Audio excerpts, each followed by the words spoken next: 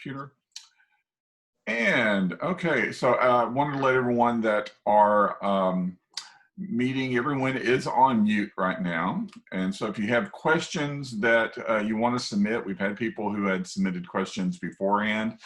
Charlaine has those and we'll be going through them, but she'll also be looking in the chat to make for sure if anything pops up that she can address. And go ahead and put it in there. And on Facebook Live, folks, hi, Larry. And let me see who else is joining us, I think Annette, some others. Let you know it's a 3-minute delay on Facebook. So if you ask a question and you don't get a quick response, that's why. But I'll be monitoring that as well.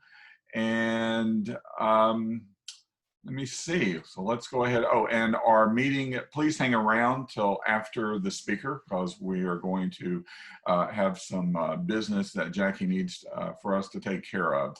So let me go ahead and get you acquainted with Charlaine. If you're not, I'm going to share her latest book that she has coming out, so that way you can see it. Where are you at? Uh-oh. There it is. There it is. Okay, so here's Charlaine's bio. Charlaine Harris was born in the Mississippi Delta. She's actually, I guess, a Tunica girl. Yep. Her father was a farmer and then a school principal, and her mother was a librarian. Charlaine was educated at public schools and attended Rhodes College here in Memphis. 2021 will mark her 40th year as a published writer, and she's written 2 standalones, and her series includes the Aurora Tea Garden Mysteries, which I happen to actually be reading, the Lily Bard series, the Sookie Stackhouse Urban Fantasies, some of y'all may know that as True Blood, and the Harper Conley Urban Fantasies, the Midnight Texas novels, which was also a TV show, the Cemetery Girl graphic novels with Christopher Golden, and the Gunny Rose book set in an alternate history America. And what you're looking at on screen is what the New York Times and USA Today says is best-selling author Charlaine Harris's best at doing alternate history of the United States, where magic is acknowledged but despised, power in this 3rd installment of Gunny Rose trilogy, which is her Russian Cage. Charlaine has also written many short stories, and together with Tony L.P. Kellner, she's collected 7 themed anthologies and had great fun doing that. The television series True Blood was based on Charlaine's Sookie Stackhouse novels. Hallmark Movies and Mysteries are still showing a series of movies created about the Aurora Tea Garden character. And for 2 seasons, Midnight Texas was on the air on NBC, I think. And 2 of her other series are in production. Charlaine belongs to several professional organizations and is an avid reader. She and her husband live on a cliff overlooking the Brazo River with their rescue dogs, and she has the joy of being a grandmother and attends the Episcopalian Church. And so I am going to stop sharing my screen and turn it over to Charlaine. It's all Lynn. Yeah, hold on. I have one. Before I want to rudely butt in because I hope Charlaine won't mind, but I do have one piece of Malice business that I would like everyone to hear before we begin. And I'm going to ask Angeline to tell us about it. Angeline was on the anthology committee. Let me unmute Angeline. Okay, Angeline, you're unmuted. Hey, everybody. Ms. Charlaine, thank you so much for being here today. I'm also a Rhodes graduate. I didn't know that about you. How exciting. All right, so we just got notified yesterday that the Imaginarium Convention in Louisville, Kentucky has placed Malice in Memphis presents, what is it, Memphis Mayhem? Mayhem in Memphis. Is now a finalist for the Imagine Award. Super good. Yeah, so we'll hear about, I think the convention is actually in September. So we'll know then on whether or not we actually win. But we have placed, and that's an amazing honor. So I wanted to thank everybody for hearing it, and to congratulate the whole organization for the support that you've given it. I'm Jackie Ross. I'm the president of Malice. And Charlaine, welcome. Thank you so much. And thank you for letting me butt in. Can I make one request? Your face is in the dark. I can hardly, you look like a dark blob. Can you put on a little more light? It's an anti-terror case. I've got the lights on in here. I realize it is a little dark. I'll raise the shade a little bit more, and we'll see if that helps. I hope I'm not alone in thinking that she didn't have any eyes or mouth or nose. I really don't. I was going to put on makeup this morning, but I didn't. Oh, do you know, I hear the makeup companies are really in terrible shape because none of us are putting on makeup anymore. In fact, I had to put on makeup for my Facebook Live last night, and it took me forever to wash it off. I'd forgotten how to do that. I mean, it's just not part of my routine anymore. You guys don't know what we're talking about. All right. Thank you very much, Charlaine. That's all right. Is that better? Let's see. Oh, there, that's better. Thank you. Okay. Welcome. Thank you. Thank you. Okay, Jackie, I am going to mute you now, and Charlaine, you are it. Okay. Unfortunately, I couldn't find my list of questions this morning, but I think I remember the first one was about, yeah, that's why I emailed you. Well, I sent them to you. And matter of fact, here, let me. Okay. I'll just call them up, and I will ask you the questions, and you can. That go would from there. just be super. Okay, let me go back and Let's see call if I them back turn on this screen. way. Would that be better? Is that lighter? Am I lighter this way? Can you see me better? Yeah, I think so. Okay. Let me find those questions. Or I can turn this way. This would probably be better. There we go. That's better. Charlaine, I think one of the first questions that, and I'm going from the top of my head because I'm having to pull them up and open them, but one of the first questions that I remember came from I think Jim Pavla. Jim, while I'm looking for your questions, do you have one of your questions you want to throw out there? Well, I don't have the list either, but one of the things I was thinking about was, can you just talk about how cool it is to go through what you've been going through as an author, and then as people taking your information and making it on the screen? And what was that like? What's a little bit about what that excitement was and nervousness? Both, Jim. For a girl from Tunica, Mississippi, it was pretty darn exciting and scary all at the same time. It's amazing how quickly you can get used to it, though. At first, I was really, really terrified of meeting the production people and the staff and all the actors. And now it's just like, oh, well. Alan Ball always says that he picked up Dead Until Dark on his way to a dentist trip because he had some extra time and he found it in a Barnes & Noble. He liked the cover. So a heads up on the covers, yay. And then he got in touch. I'd already had an option on the Sookie books, but it came to nothing. Or rather, it came to something that wasn't very good at all. So when Alan made an offer, I was really glad to hear from him, and I think Alan's a genius. He's a wonderful, wonderful guy, a Southerner like me, and he understood what I was doing, which not everybody everybody did. Anyway, his people contacted my people. That really happens. Luckily, I have a person. At this time, it was my literary agent. Now I have agents on the West Coast also who field all the deals for movies and TV.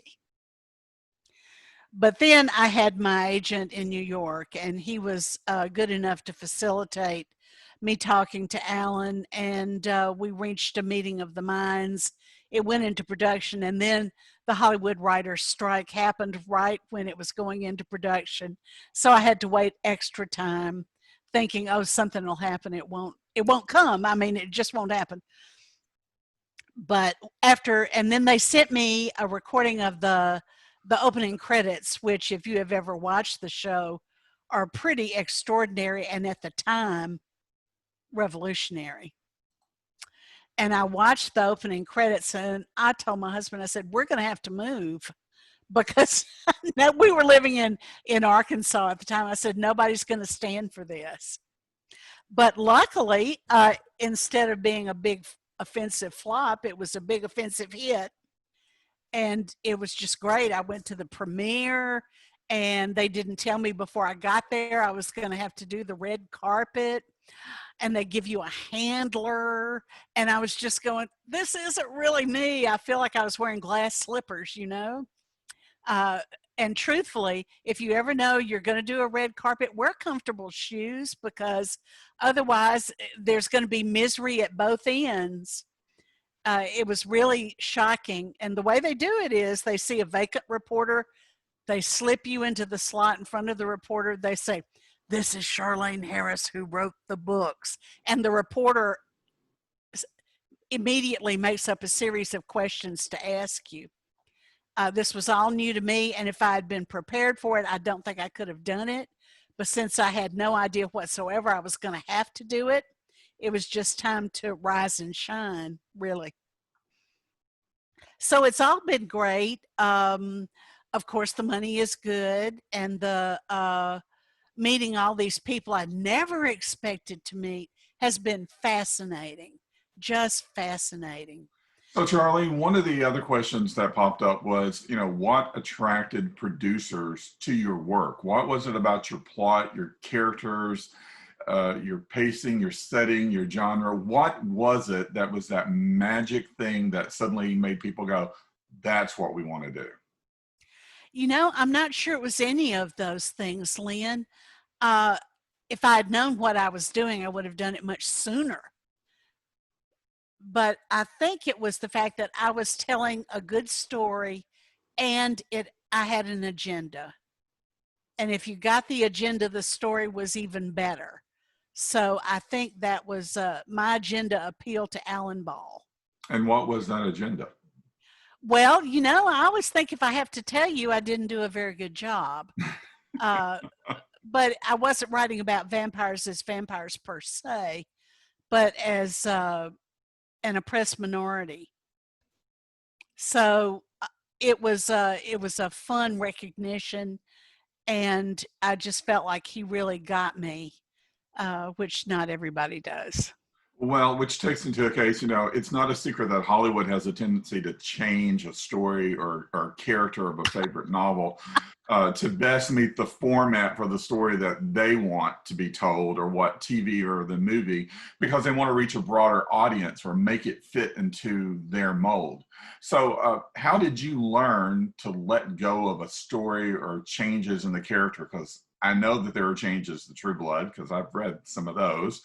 And then tell us, what type of creative rights did you retain, and how does transitioning the story from print to other media to like a larger audience, what's that like? And how do you retain those fans that may resent those changes that occur?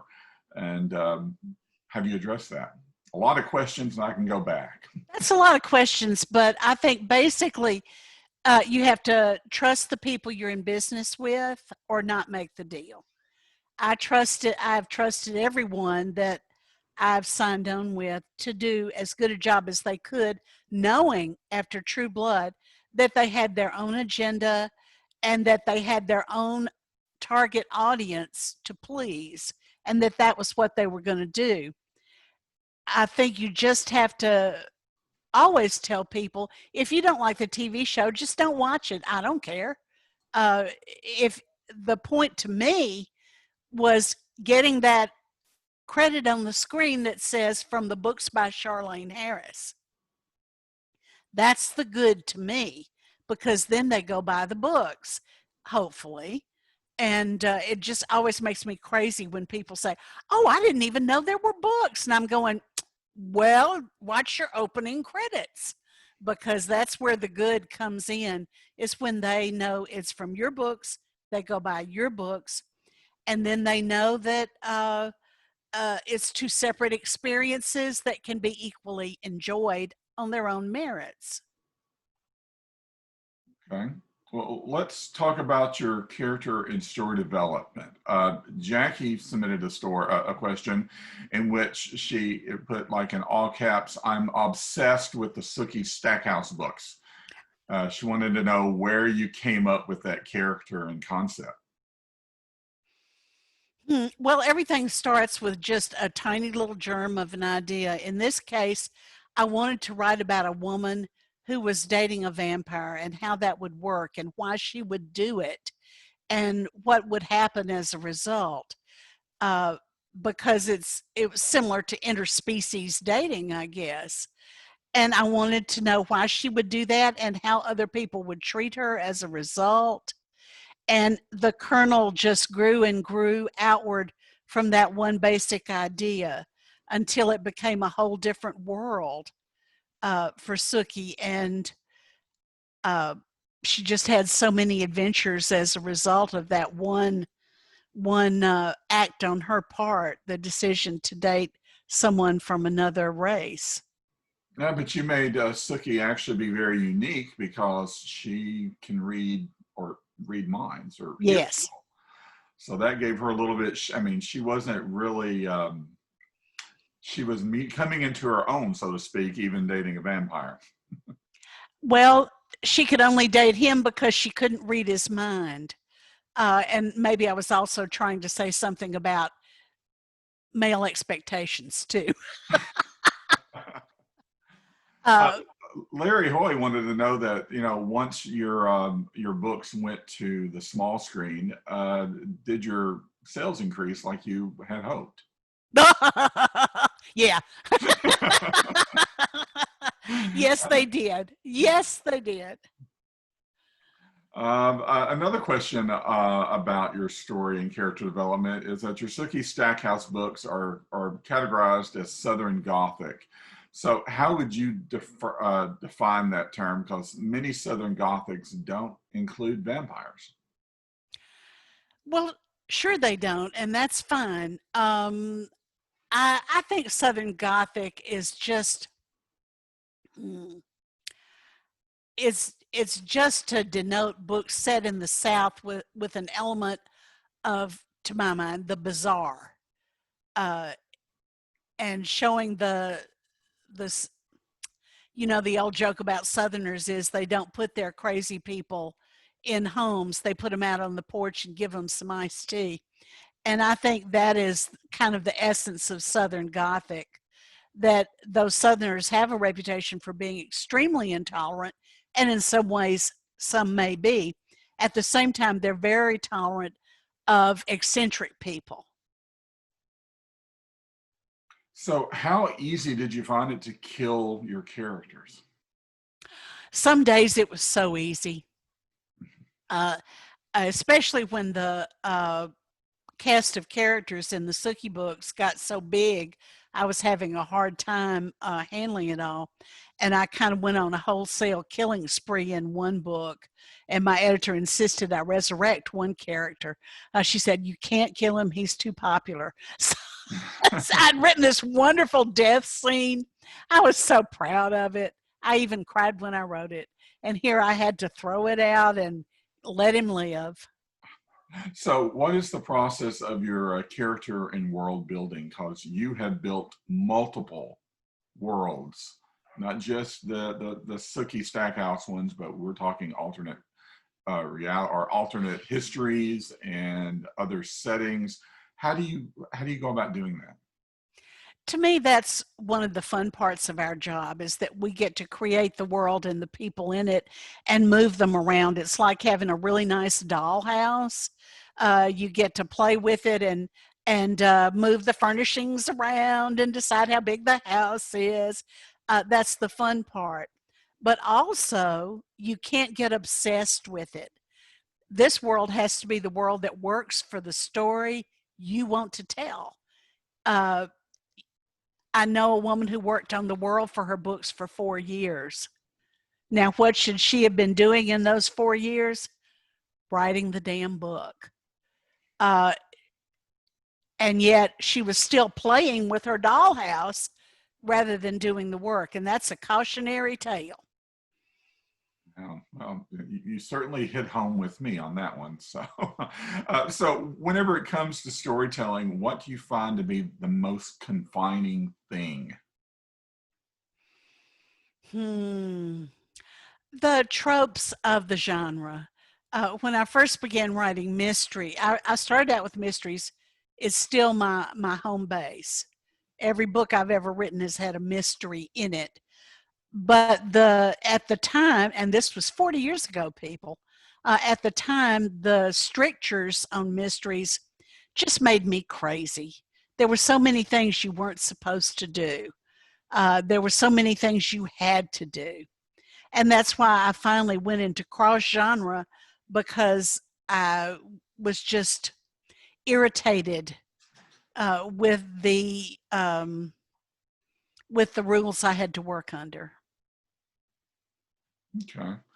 Do you have a character that you absolutely love to hate?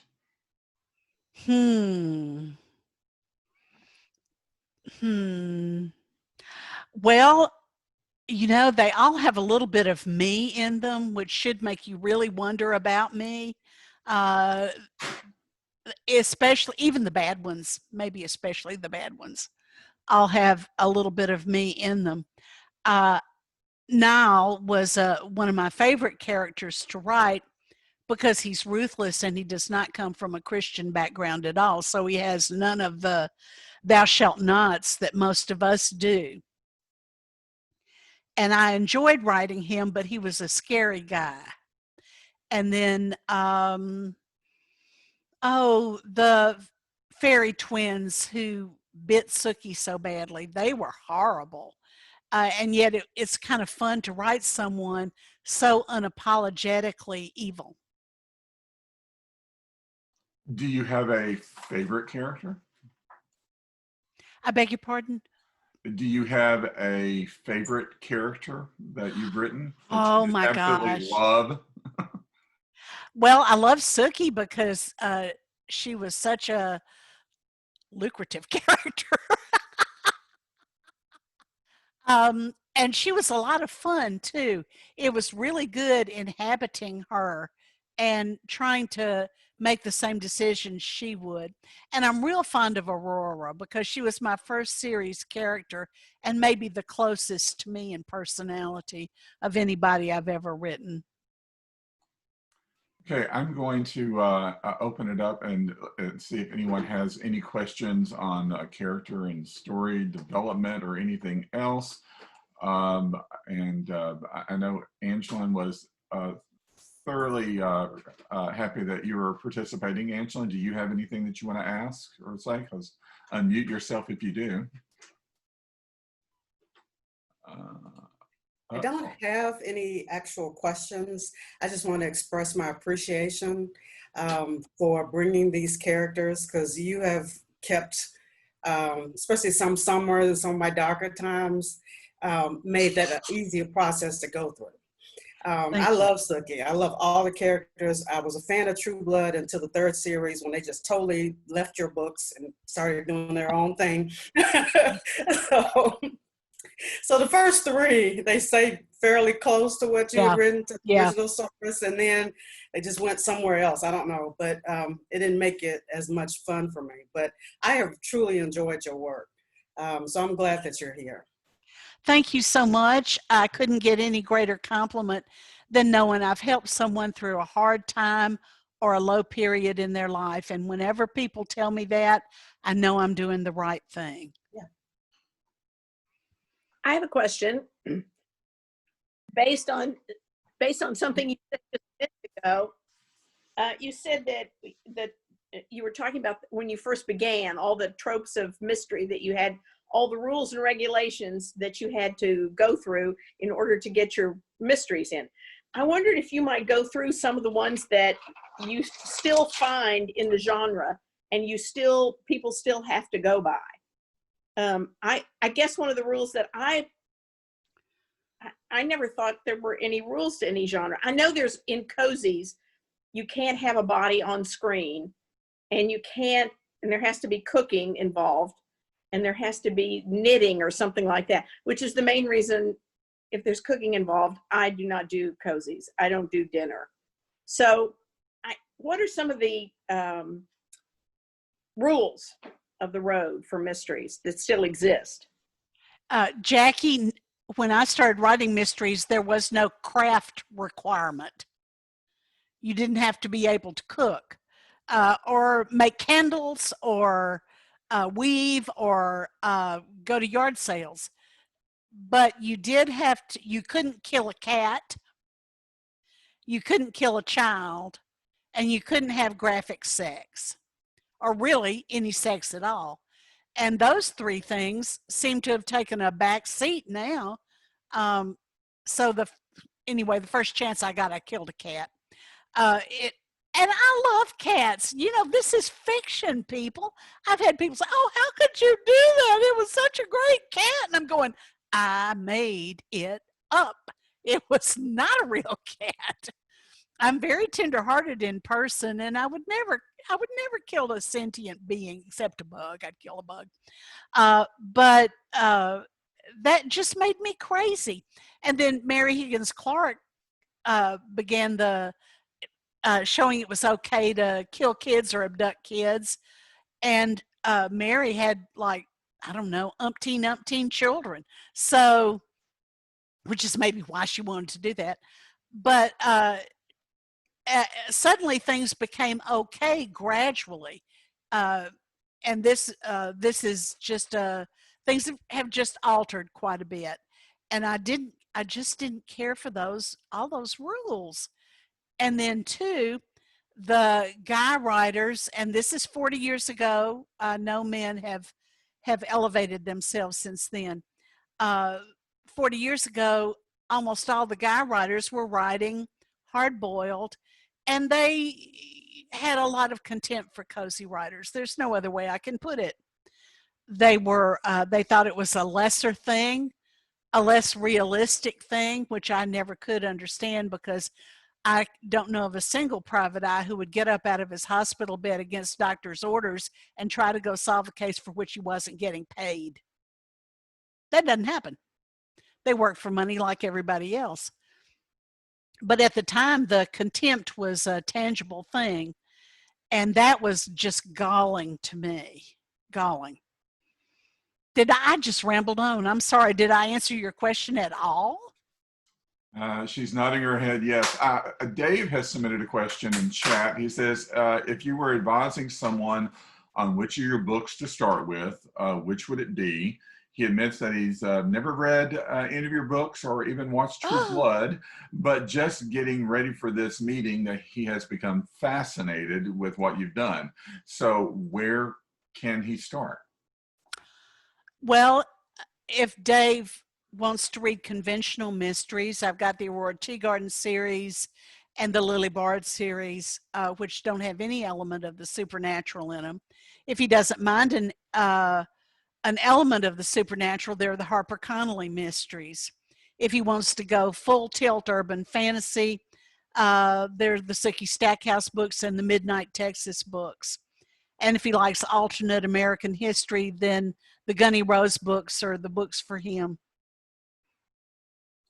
So let's talk about your writing. Can you tell me, because you write a lot of scary stuff at times. So what scares you about writing? Oh, the fact that someday someone will realize I can't do it. I live in fear of being exposed.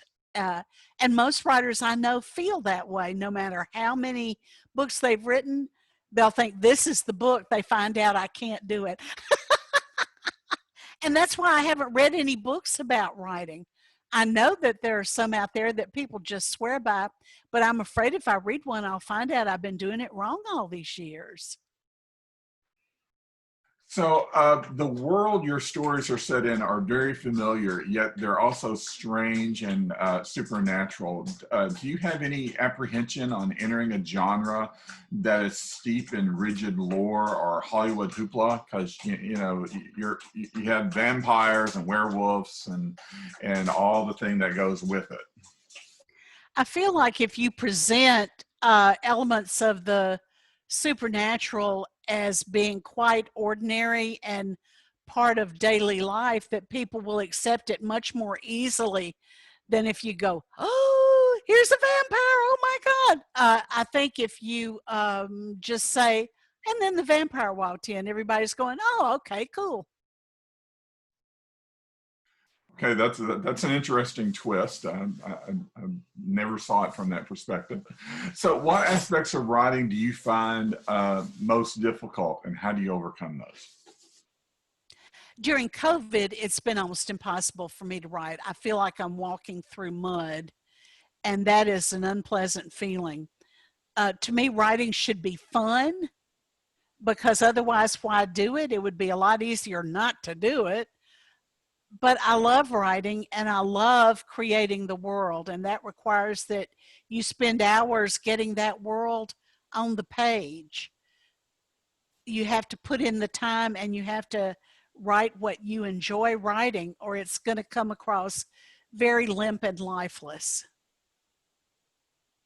Well, you've already kind of touched on this, because when you revealed that you wrote a scene that you really liked, the editor made you resurrect your character. So the question is how often do you read a sentence or scene that you've written and say, wow, that's really good, and then you end up having to delete it? Almost never. Luckily, what I like, my editors have tended to like too. And that was the only time I had to take something out that I thought was really, I'd written really well. But I could see her reasoning, and in some part of me agreed with her. So otherwise I would have stuck to my guns and said, no, that has to stay in. So we see your background behind you. So it's a nice little cozy room. So when and where do you write, and how much time do you spend a day? I write right here. When I'm working on a book, I try to start work about 8 in the morning. I do my social media, and then I start writing. I write till noon. I take a lunch break, watch a little HGTV, watch people fix up homes. Then I come back to work and work for a couple of hours, or sometimes longer, in the afternoon. So what do you read or watch for inspiration? Let me hold on a second. I muted you. I didn't mean unmute you. I hit the wrong button. Uh-oh. Charlene, I need you to unmute yourself, because I'm not getting it. I'm there. There we go. you go. I apologize. Yeah, I thought you were giving me a big hint. Well, no. I'm having some technical difficulty. I have a blind dog running around behind me, a kid who's getting ready for work, and another half who's just coming out of bed. So I apologize. No, I understand real life goes on all around us, but now I've forgotten what you wanted me to answer. Oh, I wanted to know, what do you read or watch for inspiration whenever it comes to writing? Okay. I read a wide variety of things. If you go to my website, which is just www.charlaineharris.com, and click on book and blog, you can see what I've read for the past 2-3 years because I talk about the books I've read and enjoyed. I don't write about the books I dislike or think are very bad because, I don't know, there's just enough negativity in this world, and I would hate it if another writer did that to my books. I have plenty of critics doing it, so. So where I did you read get the love of storytelling and writing? Where did that come from? I was born with that. Okay. That's just the way I am. I've always been that way, and all I ever wanted to be was a writer.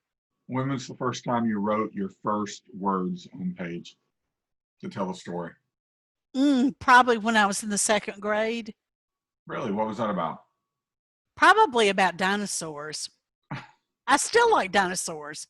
And I just enjoyed learning about them and writing about digging them up. And, you know, who doesn't like a good dinosaur, right? So you haven't written a dinosaur story, so should we see something coming up in the near future? No, I think that's just going to have to be my extracurricular fun thing. Now, let's transition because I know a lot of our authors in the Malice group have novels, but then they've also taken characters from their novels and written short stories and used them in our anthologies and have used them in short stories that they pitched to other publications and other anthologies to promote their work. And you've done the same thing. You've used your characters in short stories from your novels. Is this a marketing technique that works for you? And any tips on how to do this? Oh, short stories are so hard. I think they're much harder than writing a novel because you have to edit yourself so tightly and carefully. And there always has to be that big punch at the end. And that's really, really difficult. I have 2 friends who've written award-winning short stories, Tony Kellner and Dana Cameron. So they raised the bar really high. And I think I've learned a lot from their work and from editing the anthologies Tony and I put together. Short stories are a great vehicle for exposing your characters to a group of readers that might not otherwise encounter them. It's a very crowded field. There is a lot of competition to get like the 12 or 13 slots open in an anthology, but it's also a good exercise to submit your short stories in the hopes that the comments you get back will help you to improve them.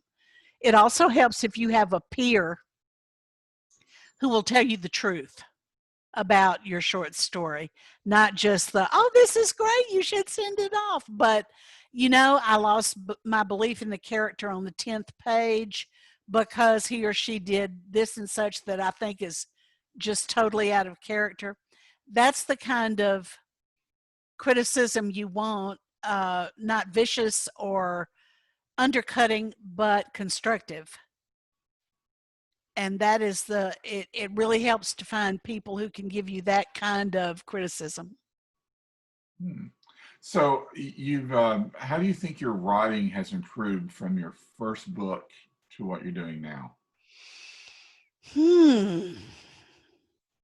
Well, I know a lot more about what I'm doing now, but it's still hard. It never gets easy. You would think I've written, I don't know, 40 books and I don't know, 50 short stories, something like that. You would think that I would feel very confident that I knew what I was doing. But on the contrary, I question myself and my writing decisions now more than I ever did. And it really helps to have a good editor to say, I think you took a left turn here. You need to get back to the main path. That's very helpful. I do listen to my editors always. Do you think that now, because you are a larger known name for lots of series and lots of characters and broadly done, that the pressure is on even more for you? And if so, how does writing stay fun? When I was writing Sookie and I got up to about 8 to 10 books and ended up writing 13, the pressure was terribly on because they were bestsellers. The next one was going to be a bestseller. It was going to be #1. And I felt like no one was telling me the truth about making it a better book. And if that sounds, that was just where I was then. People don't seem to have any problem telling me how to improve them now. But So, when I was super successful, you know, one time one of my editors sent back the book and said, "Oh, you don't need to change a thing." And I thought, that's not true. There's a way to make it better. I know there's a way to make this book better. You're supposed to tell me. so whenever it came to transitioning some of the characters into TV, like Angelin said, season 3 of True Blood totally went off track. It did. It did. I was kind of over it myself. I was like, nah, I'm not buying this anymore. But how do you as a creator, how do you deal with that? I mean, because that's your baby. That's your world.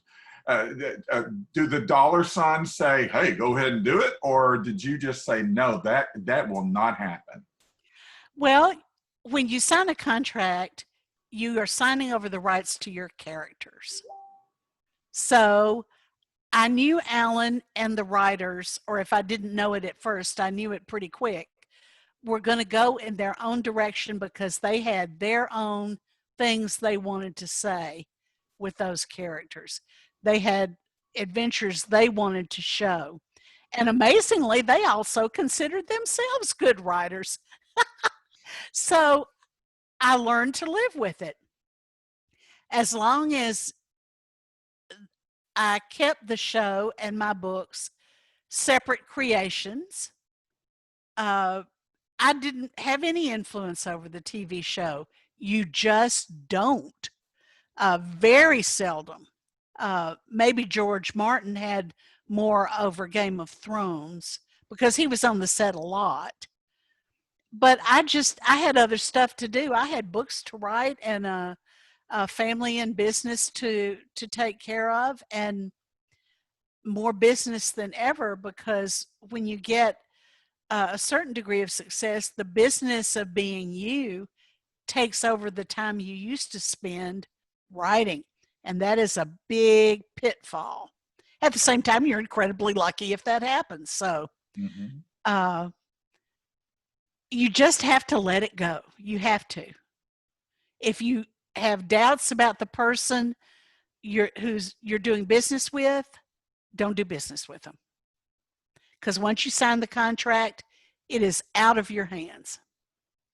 So how do you deal with fans? Because, you know, your fans come in, they're used to your stories, and they're used to the characters and things happening, and then all of a sudden they're given a curveball. Is there any kind of resentment from the fans saying, "Why is this happening?" Or I'm always kind of curious of how readers react, because you know, I'm a huge Star Wars fan, so that whole fiasco right there was a big ball. So I'm thinking, you know, with you have your characters that you set up and it goes to TV, and it totally deviates. So now you have two audiences.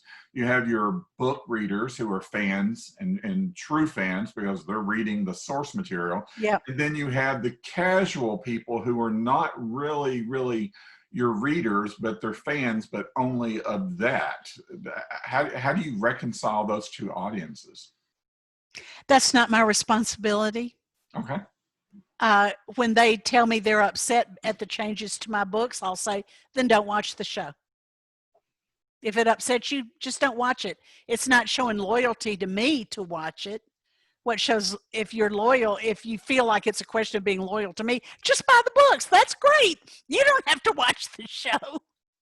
And also they seem to feel like they said, I just don't see how you could let them do that.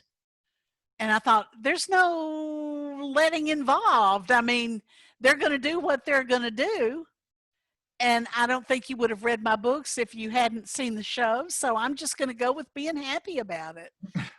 The same thing with the Aurora Tea Gardens. They're very different from the books in some key ways. And I just say, you know, if you enjoy them, they're great, they're fun, they exactly hit their target audience. So please enjoy them, and it would be great if you bought the books and read them.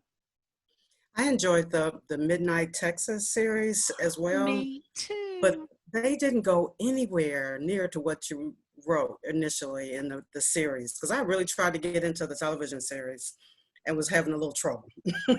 I really liked I the really TV liked that series. Did you like They it? made me. Okay. I did. They made me very welcome on the set. I got to know the actors maybe a little better than I have on other TV shows I've been a part of. And I was really disappointed when it was canceled because I thought it was quite good and I thought it would keep on rolling. But you know, you just never can predict what's going to happen. Now, Jackie asked, once you are offered a contract for TV or a movie, can you negotiate that you write some of the scripts or have some control over the story? You can negotiate that you write some of the scripts. I don't know about having control over the story because they don't like that. And they also keep merchandising rights, which is where I missed out on a tremendous amount of money with True Blood, though the others not so much. Yes, and I do know writers who do put in the contract that they want to write 2 episodes or whatever. I just never was interested in doing that. I have a hard enough time writing books, much less writing TV scripts. Now, your True Blood, I'm a comic book fan. So I was really thrilled to go into my comic book shop and see a True Blood graphic novel. And I was just really fascinated about how you were able to take your novel and turn it into a graphic. Were you involved in that process? I wasn't. It's always bittersweet when people bring me copies of those to sign because I didn't have anything to do with them and I don't make a dime off of them. But I would go, okay. Because, you know, readers don't know that. They don't get involved in stuff like that. So I tried, and the movies, the DVDs too. I've signed many, many DVDs. And I was just going, okay, I want to keep the goodwill of this reader, so I will do it. But and I was always going, because none of that was anything that had anything to do with me. Usually fans are great. I've had a couple that were just, I don't really know how to say it, they were creepy people. And some of them were really horrible when I ended the Sookie series. I mean, threatening my life, threatening my children. You know, it was just a very low point in my career, and I couldn't write for months. I was so devastated by the hatred that was poured on top of me. Oh, wow. That's, let's talk about that. That's something I don't think that, you know, any of us have experienced. And a popular writer, we see TV shows and movies. Misery, number one, right there. Stephen King's Misery. Having a fan that was just totally, upset. How do you address fans whenever they're disappointed? You don't engage. That is the best way to go down a rabbit hole, because they will keep badgering you forever. Don't defend yourself. Don't engage with them. Just let them get it out of their system, and do your best not to go back and read any of those terrible, terrible messages, because it will really eat a hole in your life if you do that. I learned the bitter way, that you have to step back and just don't look at it, because it's just devastating. So let's switch gears and let me ask you, how do you balance writing and business? Excuse me. Okay, Lynn, go ahead, Jackie. Sorry. We need to wrap this up because Oh, I'm believe it or sorry. not, we've been there here almost an hour, but and taken up a whole hour of your time. Let's have a couple more questions from the list that we got, because people were kind enough to send them in, and then let's let Charlaine do what she does best. And unless you absolutely cannot stand to go without hearing about bylaws and policies and procedures. You know, as much as I love a good bylaw, I'll probably answer a couple more questions and go let my dogs in. Yeah, thank you. All right. The last two questions that we have is rejection. How do you handle it? And leave us with advice to writers. Rejection is painful, no matter what place in your career you are, but you have to hope that you get something positive out of it. You have to hope you get rejected with some comments that let you know why you didn't please that particular editor. And you have to decide if those are valid reasons or not. It just hurts, you know, it hurts because this is your baby and you showed it to someone and they said it was ugly. That's just a bad feeling. But writers are in the rejection business as much as actors are. Now, what was the second part of that? The second one was, and what advice would you give to writers? What do you want to leave us with as before you end it? Finish the book. I know so many writers who start a book and then they say, "Oh, I had a better idea. I'm going to start a different book," and discard that one. You're not a real writer till you finish the book. So finish the book, and don't take 3 years to do it. Writers have a schedule. It's a business. If you don't act professional, you won't get contracts. So just pretend you have a contract with someone, or tell tell Jackie you're going to write a book in 2 years and sign a piece of paper and give it to her, and then she calls your bluff when you're 6 months out. So do that. Don't do that. My critique group will be all over me on that one. They will be all over me on that. Well, maybe you need that. I know. Well, Charlaine, it's been a pleasure. We thank you. It's been very honored to have you as our guest. Oh, my pleasure. This was so pleasant. Thank you. And we gladly welcome you back at any time when you have another book, or if you just want to hang out. You know, we meet monthly on Zoom, so okay. Good. Yeah, and I noticed that Kay George is on here. I don't know if you know Kay. I do. I believe I do. She's muted, but she's there. So we had her speak last month. So anyway, thank you very much. I hate to end, but we do have to get on to the to the bylaws. Well, goodbye, everybody. Have a good talk about your bylaws. Oh, yeah, right. Okay. So she has exited, and it's all yours, Jackie. Okay. All right. Everybody received in the email a copy of the proposed change to the policy and procedures. It is in the use of the name section. I sent out one proposal, and then Angela and I think Jim had a comment. So I sent out a new one in blue, and everyone should have that in their email. So I would like a motion that we adopt the blue proposed rewrite of use of name. Do I have such a motion? Let me unmute people so that way they can do it. All right. Jim is moving that we use the blue use of name in our policies and procedures. Do I have a second? I second. Who's that? I can't Dave. see. Dave. Oh, thank you, Dave. All right. All in favor, raise your hand. Put your hand in front of your face so we can all see. Well, Barbara, I can't see your face. Can you make a little, in the chat, can you make a hand signal? Anybody who can't be seen, just there. Thank you. Okay. All right. It's unanimous. Thank you very much.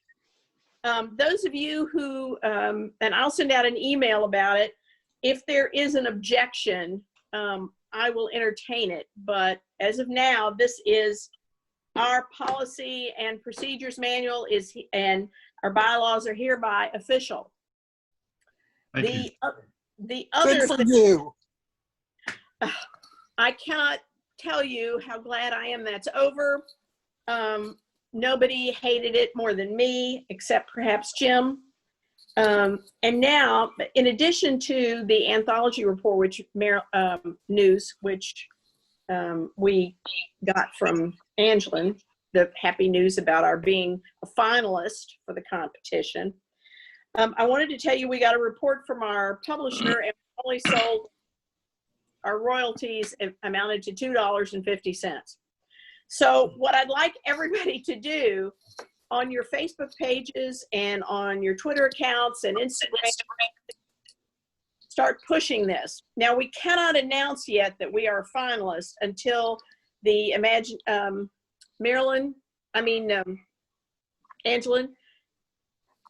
Angeline, can you hear me? Okay. When finalists going to be announced? I don't know when they're going to be announced. I know the email that I got was that they're wanting me to forward them a PDF copy of the book, which I haven't done yet, but I will this weekend. So my guess is that when they get all the information that they need from all of the finalists, then, and because it's not just our category, there are 7 or 8 different other categories too. Right. So there's work yet to be done. Okay. But as soon as I hear, I'll let you guys know. Okay. So let's not say that we're a finalist for this competition until we get the official word from Angeline. Oh. All right. I mean, I think that would be nice for the people in the Imaginarium competition. So Angeline and I did think it was a good idea to let you all know. Exciting news. Let's see, we don't have, our treasurer's not here and she's moving and she hasn't sent me a report. So I will email that report to you, but as soon as I get it. I know she's moving, so that's a horrible time. Where are they moving? They're moving Across to, from Bellevue. Oh, Yes. so they did get into that community. Oh, good. yeah, Mhm. Good. yeah. And I think they are in the throes of doing it like now. Mhm. Yes. Right. It's great to see Carolyn. It is. Hadn't seen you in how many months has it been? I know. Mhm. It's good to see everybody. I don't know about you all, but I've really missed the in-person get-togethers.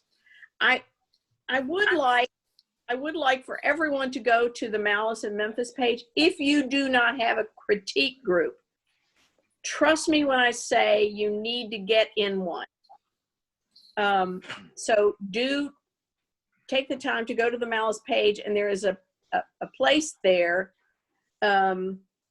for you to sign up and get into a critique group. Let's see what.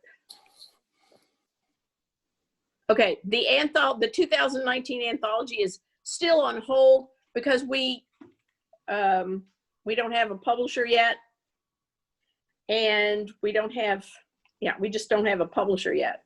So we're And putting we it got on. to get our legal status in order to, before we decide how we're going to proceed.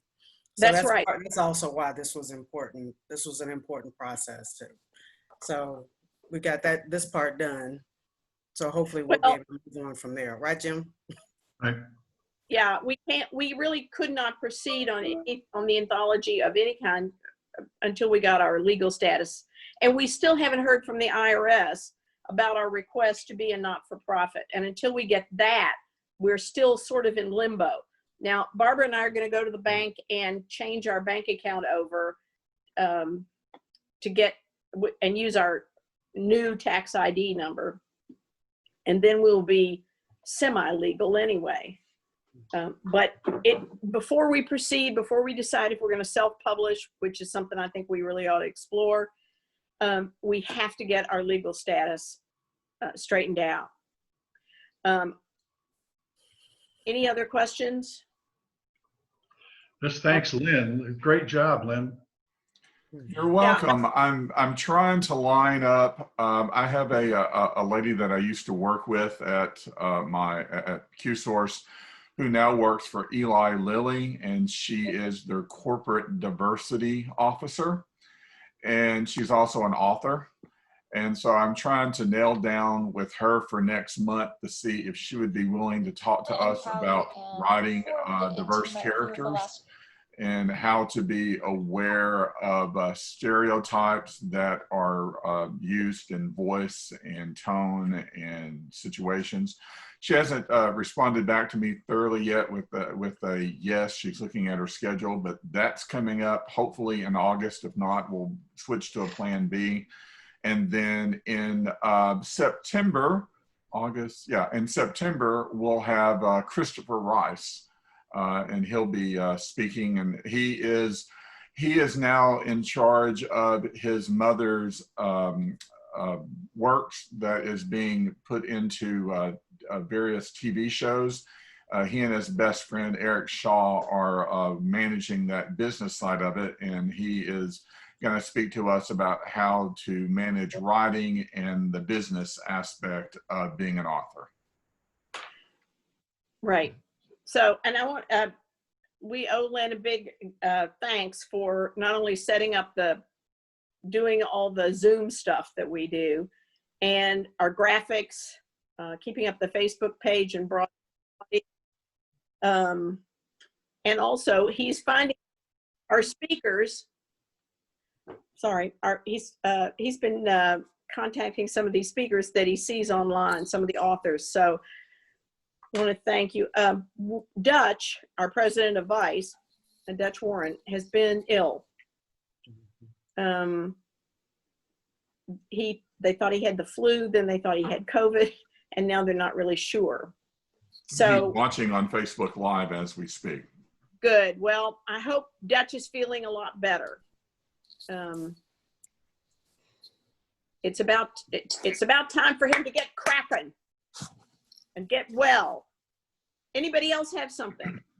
Well, and one more thing, I have reached out to my favorite author, Heather Graham, and she's emailing me back and checking her schedule, and she may be able to speak. So either we'll have her in August or may have her later on in the year. So actually, while it's aggravating not to get together in person, we are actually having some really good speakers, authors that we would not be able to have otherwise. Not likely that Kay George would come down from Knoxville or get Heather Graham to come. So anyway, I appreciate Lynn's work.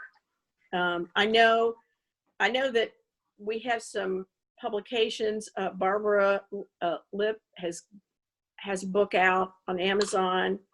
Annette Miller just published her book on Amazon, Charlaine Dreams. Barbara, I've forgotten the name of your book. Can you unmute and tell us what it is? Or type it in? No, I can't hear. It's a Blinded Side. Thank you. Thank you. I started reading it and I couldn't remember. I appreciate it. Thank you. But I've already read and reviewed Praline Dreams, so that's something. My anthology, I have a short story in the crime anthology, Low Down Dirty Vote 2. Okay. It's a collection of 22 crime writers writing about every stolen vote is a crime. And the proceeds from that book go to the Southern Poverty Law Center. Oh, good. I think they've already sent a $10,000 check. I am stunned and thrilled to be in such company. You should take a look at the lineup of writers. And the stories. Faye Snowden has written the first story in the book, and if you aren't crying by the end of it, you don't have a heart. Anybody else have any publication news? Because you haven't been nobody sent it to me, and I don't know. Larry, how are you coming? Larry? I'm typing as fast as I can. Good God. Bill and I are working on the expanded version of Shoot First. The full novel is tentatively titled A Bullet for the Shooter. We do have a book deal with, I got a book deal. I don't remember it. Is it with Quill Press? Quiddle or Spartan or something like that? Yeah. And we are banging on trying to get it out as fast as we can. Okay. Anybody else? Anybody else have, either type it into the comments section or speak up. And if you do get news about a short story or a novel, or if you have something going on, please let me know or let Lynn know. Post it on the Malice in Memphis Facebook page. Is Richard out there? Richard is on Facebook Live. Okay. I believe Richard has just released an audio version of one of his books. I'm not sure which one. He did, and he's using the people that, remember the guy that we had speak, remind me, Lynn, the name? Jonas. Jonas, right. He is the one, he worked with Jonas in doing that. So, and it's apparently, Richard is really pleased with it. I'm not an audiobook person. The last time I listened to an audiobook, I was in my car, and I couldn't understand why cars were honking at me as I was driving. And when I finally came to, there were so many cars honking, I was on a 2-lane road in the wrong lane with oncoming traffic. That's how engrossed I got into audiobooks. So I don't do audiobooks anymore. It scared me witless. So, but anyway, I congratulate Richard because audiobooks are a huge a huge market. Thank you. Anyone else? Can you see Facebook? Does anyone on Facebook have something that they can, I guess I could use my trusty phone here and find out. There's nothing on Facebook, just saying Jackie's book is great from Dutch Warren. Oh, thank you. Dee Price was verifying that Barbara's book is called Blind Sight. And Blinded Sight, yes. Okay, well. Blinded by the Yes, Barbara Christopher is on there, and she is going to email us the report. Okay, well, blinded by the Okay, you all need right, to mute your Facebook. We're singing. Is on there, and she is going to email us the report. Well, Oh, that's the 3-minute delay. Okay. That's you, Jackie.